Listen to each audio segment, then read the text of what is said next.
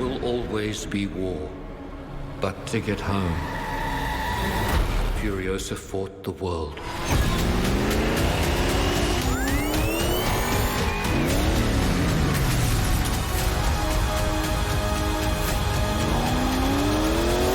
Remember me?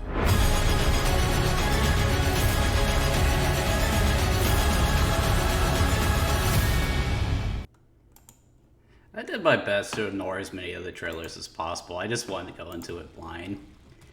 Anyway, good evening, guys. Got another Bladeslinger vlog for you because earlier today I caught a screening of the new Mad Max movie, Furiosa. So, a little background on my history with the Mad Max series. I am a huge fan of this franchise. The first Mad Max movie was super low budget, independently produced, and in Australia of all places, a place you usually don't think of movies coming from. But due to its complex themes and the general ingenuity of the production, the film managed to rise above occult status and break into the mainstream.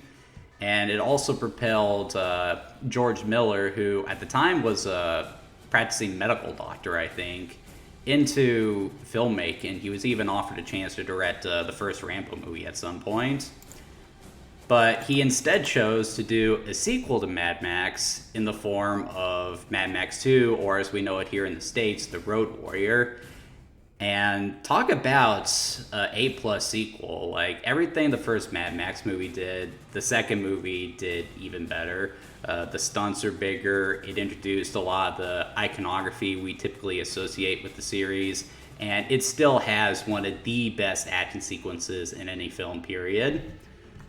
The series did stumble a little bit with the third movie, Beyond Thunderdome.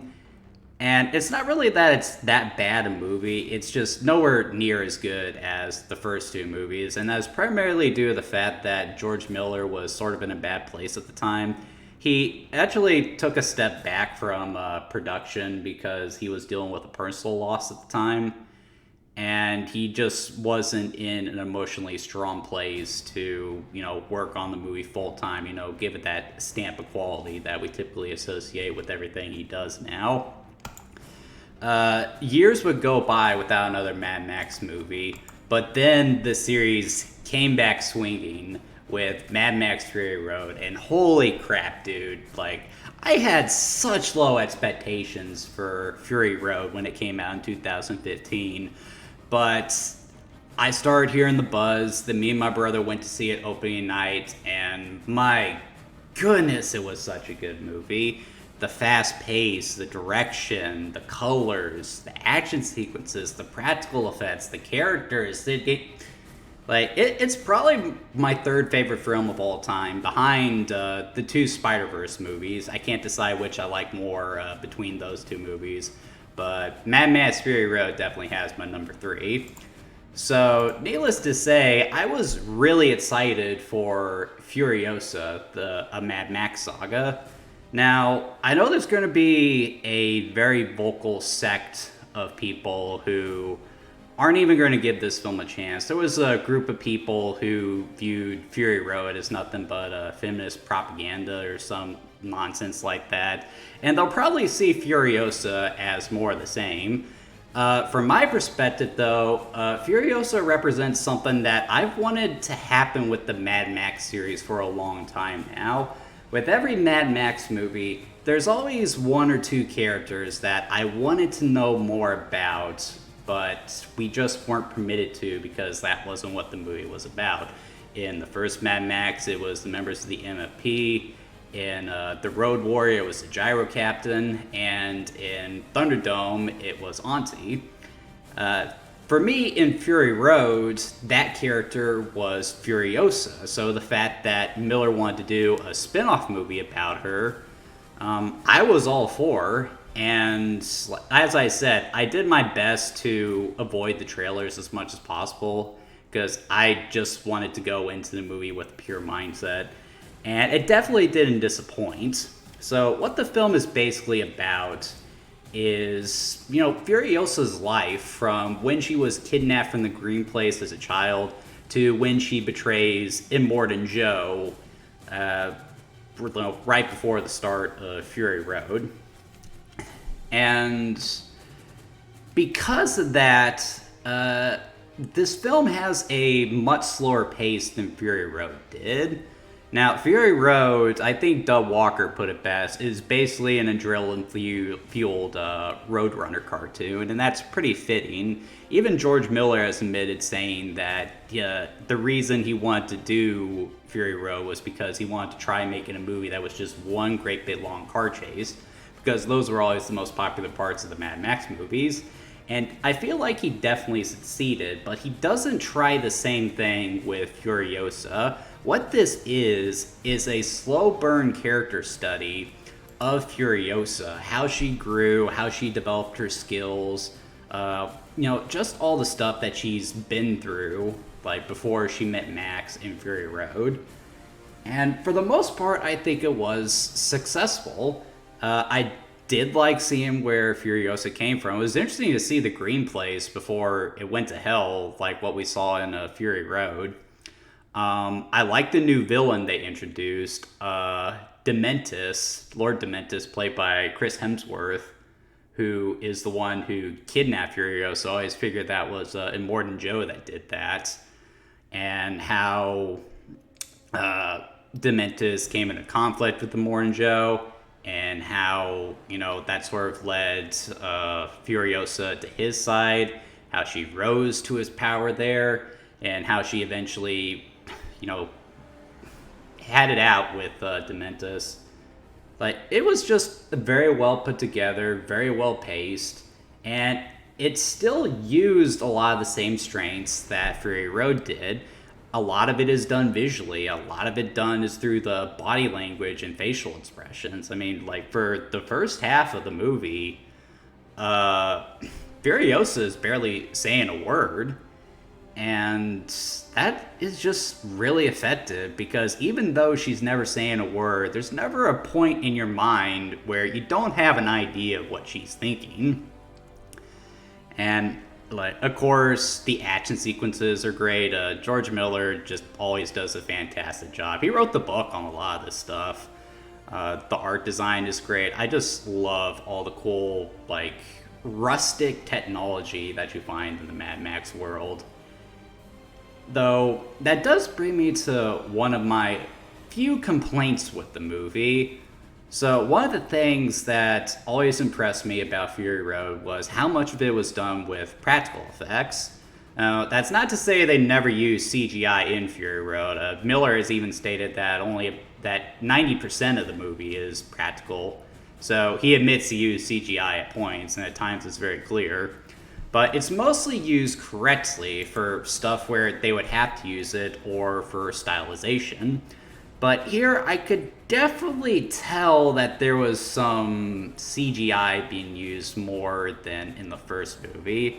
Like, there's one scene where, Furiosa and this other road warrior she's working with are defending a war rig, not the war rig for the record.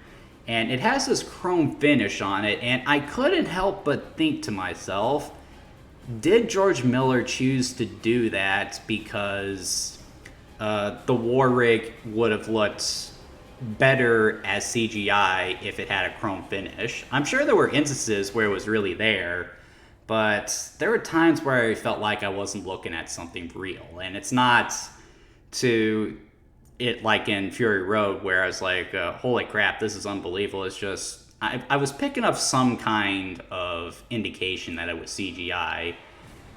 And, like, I don't blame Miller for that. I mean, like, in Hollywood, like, with the way things are, it's all about the money, and if you can do something with CGI, most producers are going to want you to do that. And Miller ran into a lot of money trouble with Fury Road. Like, Warner Bros. Actually, I think, tried to stiff him on some money that they owed him.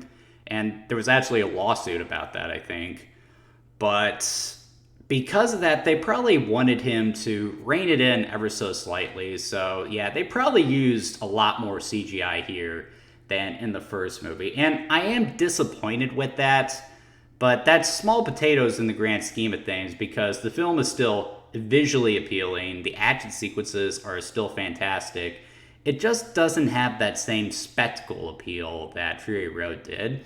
And the other issue gets into spoilers, but the resolution of the conflict between Furiosa and Dementis, what she chooses to, well, the kind of vengeance she chooses to exact upon him, it was really bizarre, if you ask me. Like, I get it, but it felt really unhinged and not in the fun sort of way. But also, I feel like it sort of disrespects the memory of an important character in the movie. And if you guys have seen the movie, then you guys probably know what I'm talking about. But it is a little out there. As far as the cast goes, like, it's not Charlize Theron playing Furiosa. It's Anya Joyce Taylor, I think her name is. It's the voice actress who played Peach in the Super Mario Bros. Movie, and I had to say that because that's hilarious. But the actress does a good job, and so does the child actor who plays the young Furiosa. It feels really natural when they go from the younger actress to the older actresses. And, like, there was never a point in the movie where the fact that it wasn't Charlize Theron playing the character, that bothered me. Like, it always felt like I was seeing Furiosa, which is important. Chris Hemsworth, when I heard he was in the movie, I was terrified that, like, he was going to be like a Thor type character, but they actually do leverage that in a really good way because, this character's whole thing is that he is charismatic, but he doesn't have much else going for him. He's a complete idiot. He's just really good speaking, has convinced this like army of bikers to follow him. So yeah, I thought he was a good villain for the Mad Max series. And it also really plays up how powerful Immortan Joe is. Like, having that charisma, but also having that intelligence too. That's part of why Immortan Joe is such a terrifying villain. Outside of the fact that all the awful stuff that this man is willing to do, like, they really tiptoed around the horrible treatment of the wives in Fury Road, but in this movie, you actually see it pretty clearly, and man. This is definitely an R-rated movie, so definitely keep that in mind. The music was still good. Like, I don't know what else to say. It was just a fantastic movie, in my opinion.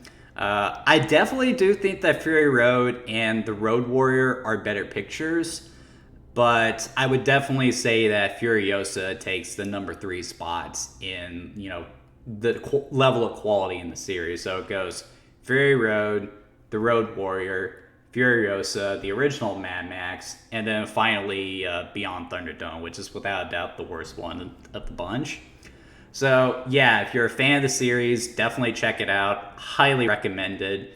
It's a great time. Definitely see it in theaters too. Anyway, that's going to do it for me, guys, and I'll catch you later.